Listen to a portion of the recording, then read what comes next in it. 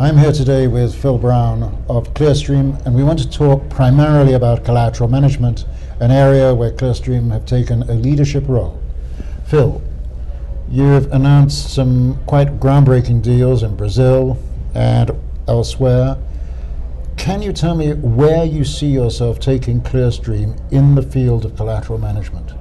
Sure, thanks for the question, John. I think the Brazilian deal was kind of a game-changing deal for us in that it's the first transaction in the collateral management space where an organisation is providing collateral management over assets that it neither has in its custody nor in its market nor in its time zone. So we're effectively using our collateral management algorithms and capabilities on assets which are held out of our custody. And similarly with the deal that we announced in Australia earlier in the year, follows a similar path. And I think we'll see more of this kind of idea, being that there's a recognition in the market that collateral management is going to be the most critical element in our industry over the coming years. It's too late for everybody to build capability, but there are some good options out there from organizations like ours. So more and more organizations are coming to find partnership arrangements with us in order to access the collateral. I can understand that people are coming to you and looking for your technology platform. Mm-hmm. But what extra value are you adding over and above the technology platform? Well, I think one of the things that's interesting is that because we have that technology platform deployed into, say, Brazil, that's a phase 1 release, is our technology working on Brazilian collateral in Brazil. Phase 2, which is subject to regulatory approval, is that we also add the assets which are in our custody today to that pool of collateral. So we take a view across both in Clearstream and out of Clearstream positions, find the cheapest collateral to deliver for each exposure, and then move that collateral to where it needs to be. So our value add, if you like, is not just about the technology, it's about adding together arm's reach collateral management with custody that we hold also.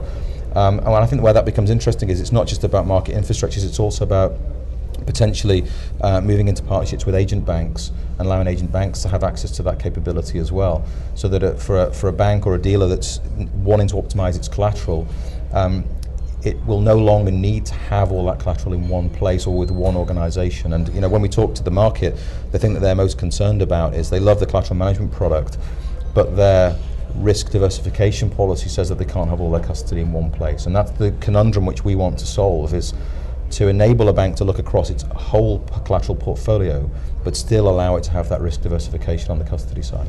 I mean, at the moment, the estimates are that there is a very substantial component of collateral that is unutilized because it's in the wrong place at the wrong time. Right. I believe the figure is 20 to 30%. Mm-hmm. I don't know if that is your estimate, but how much improvement? Have you any metric that can show what extra value you could give either to an agent or to another infrastructure? We also wanted to monetize that what we call that collateral overhang cost. So we hired Accenture to do some work for us earlier this year, and they spent some time with banks and dealers, principally with liquidity and treasury managers, to try and understand what that overhang was. They estimated it at between 10 to 15% in Europe.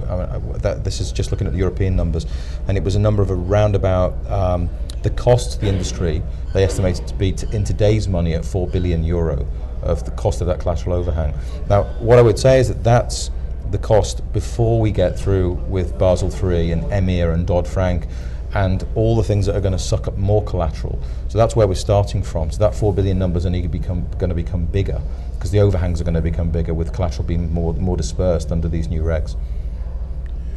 And if you look further ahead, I know that I talked to your CEO at one point, and he said you had a substantial number of other infrastructures mm-hmm. looking to sign similar deals to that of Brazil. Yeah. Are you expecting to announce something soon? Yeah, we're expecting to announce one before year end. Again, all of these transactions are under NDA, so we can't disclose who they are. So at least one before year end, and then there's a number of others who we're under NDA with right now, and we're going through kind of the motions of seeing how they would deploy the capability.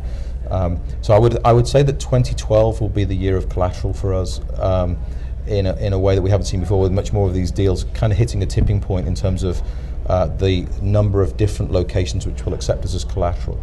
I mean, there are two sides to this. One is infrastructures using us as a collateral manager. The other is people who take collateral accepting us as a location for that collateral. And that's another body of work that's been done which we haven't heavily publicised, but where we have a good number now of CCPs, central banks, and these kind of locations of collateral which will accept Clearstream as a collateral location.